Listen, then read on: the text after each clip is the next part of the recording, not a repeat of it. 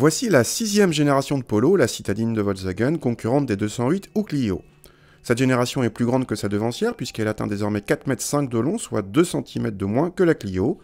Basée sur la même plateforme que la récente Ibiza, la nouvelle Polo ne reprend presque aucune pièce de la génération précédente, mais reste immédiatement reconnaissable. Uniquement disponible en 5 portes, elle ne reçoit au lancement que des 3 cylindres essence allant de 65 à 115 chevaux. La gamme montera plus tard à 150 et même 200 chevaux en essence et sera enrichie de versions diesel. L'intérieur inédit reçoit un écran tactile de 8 pouces agréablement réactif. L'équipement progresse avec le freinage automatique d'urgence en série sur toute la gamme ou le régulateur adaptatif sur la version haut de gamme.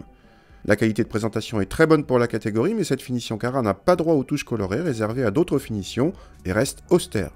À l'arrière, la Polo a fait de gros progrès et devient l'une des plus habitables de la catégorie, loin devant les Clio ou 208. Idem pour le coffre, un nouveau record du segment avec presque 400 décimètres cubes mesurés par nos soins. Le 3 cylindres turbo se montre discret, en vibration comme en niveau sonore, même en montant dans les tours. Très souple, il s'associe bien avec la boîte DSG qui a l'intelligence de justement rester sur le couple tant que vous êtes en conduite normale.